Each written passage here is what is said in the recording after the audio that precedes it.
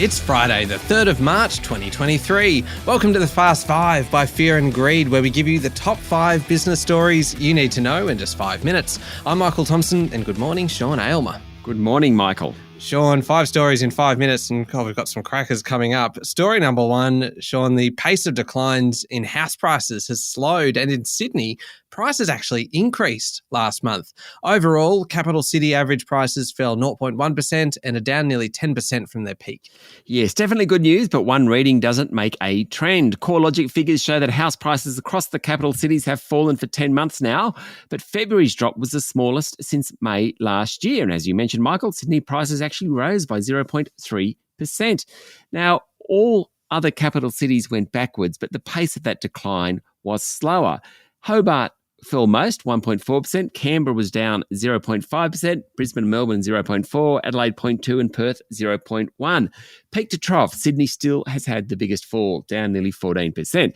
Is this a change in what's going to happen to house prices? Too soon to say.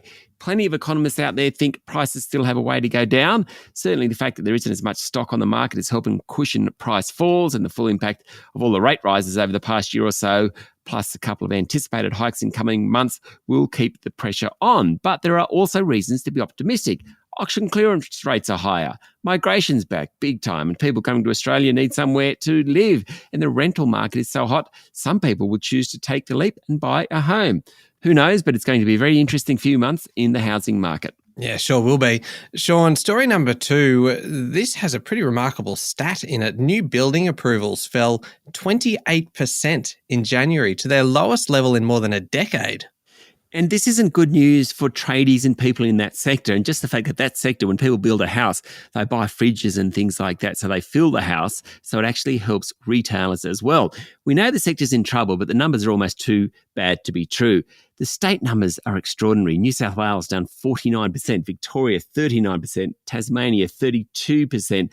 Obviously, the Bureau of Statistics series is volatile, but still, in trend terms, approvals are now 43% below their peak 2 years ago. In fact, they're below pre-pandemic levels. Not great news for all those tradies out there. Sean, story number 3, it's really kind of a question for all those beer drinkers out there. Is the craft beer revolution over? Perhaps it is. The $1 billion craft beer segment in cans and bottles at bottle shops went backwards for the first time last year. According to a story in the Financial Review, drinkers went back to pubs and bars, leaving many craft brewers feeling the pinch. The other side of this for them is that costs are going up. For example, the cost of an aluminium can jumped 11% in 2022.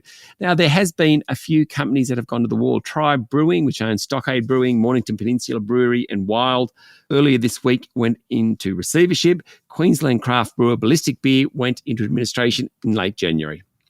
Sean, story number 4. Let's just roll with this and see how we go. That does come with a little bit of a warning that if there's kids listening, it may require a little bit of explanation.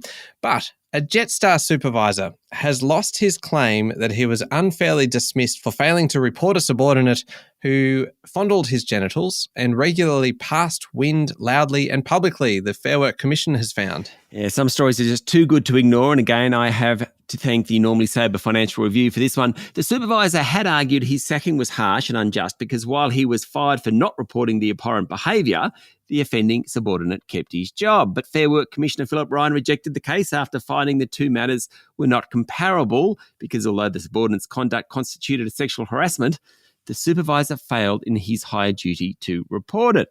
Now, the case was sparked when the subordinate alleged the supervisor had singled him out at meetings for errors, while another engineer alleged the supervisor publicly mocked colleagues.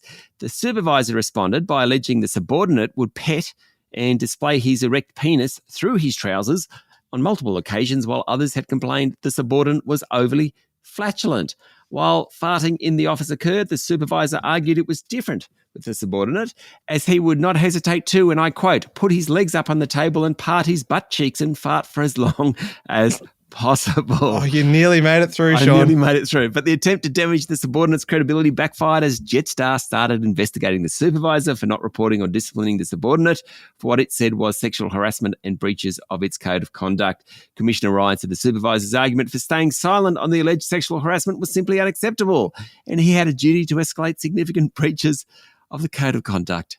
Whew, not much more to say about that one. No, I think we'll have to go to space to top that one, Sean. Story number 5, Japan has picked a doctor and a banker to become its first new astronauts in more than a decade, which is a pretty important step in the nation's ambitions to join the US and China in sending people back to the moon.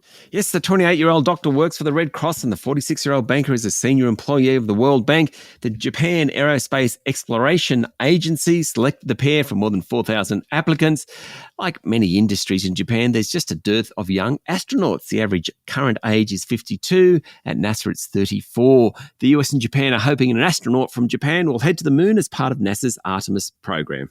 There we go. The top 5 business stories in 5 minutes. Thank you, Sean. Thank you, Michael. It's Friday, the 3rd of March, 2023. Remember to hit follow on the podcast. And if 5 minutes isn't enough, you can find our longer daily show called Fear and Greed, wherever you listen to podcasts.